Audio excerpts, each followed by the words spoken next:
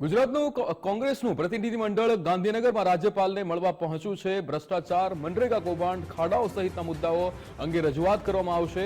ગુજરાતના વિવિધ મુદ્દાઓ અને પ્રશ્નોને લઈને આવેદનપત્ર પાઠવશે। ત્યારે અમિત ચાવડા, શૈલેષ પરમાર, જિગ્નેશ મેવાણી સહિત કોંગ્રેસના આગેવાનો હાજર રહ્યા છે। કોંગ્રેસનું પ્રતિનિધિમંડળ ગાંધીનગરમાં રાજ્યપાલને મળવા માટે પહોંચ્યું છે। ભ્રષ્ટાચાર, મનરેગા કૌભાંડ, ખાડાઓ સહિતના અનેક મુદ્દે રજૂઆત કરવામાં આવશે। ગુજરાતના આ વિવિધ મુદ્દાઓ કે જેને લઈને આવેદનપત્ર પણ પાઠવવામાં આવશે, આ તમામ પ્રશ્નોને લઈને રજૂઆત કરવામાં આવશે અને તેના માટે કોંગ્રેસનું પ્રતિનિધિમંડળ ગાંધીનગર પહોંચ્યું છે। આપણી સાથે નિકુંજ જાની લાઈવ જોડાઈ ગયા છે। નિકુંજ, કોંગ્રેસનું પ્રતિનિધિમંડળ ગાંધીનગરમાં રાજ્યપાલને વિવિધ મુદ્દાઓ લઈને ત્યાં મળવા માટે પહોંચ્યું છે, આવેદનપત્ર પણ પાઠવવામાં આવશે, શું વિગતો?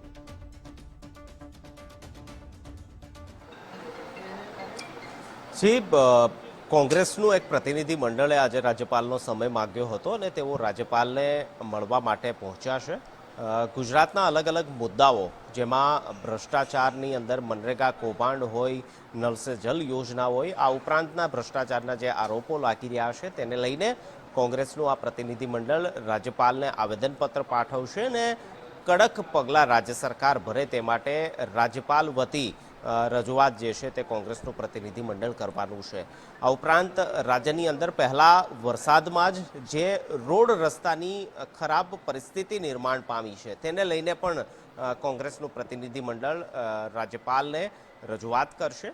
અલબત્ત ગઈકાલની કેબિનેટની અંદર મુખ્યમંત્રીએ પણ રાજ્યના તમામ જે રોડ રસ્તાઓ ખરાબ થયા છે તેને ફરીથી તંદુરસ્ત કરવા માટેની કેબિનેટમાં સૂચના આપી છે, પરંતુ કોંગ્રેસનું પ્રતિનિધિ મંડળ આજે રાજ્યપાલને મળીને તેને આવેદનપત્ર પાઠવીને ગુજરાતના અલગ અલગ પ્રશ્નો, સમસ્યા, મુદ્દાને લઈને રાજ્યપાલ વતી આવેદન આપીને રાજ્ય સરકારને રજૂઆત કરશે। કોંગ્રેસના પ્રતિનિધિ મંડળની અંદર કોંગ્રેસ પક્ષના નેતા અમિત ચાવડા સહિત કોંગ્રેસ પક્ષના ધારાસભ્યો ઉપસ્થિત છે।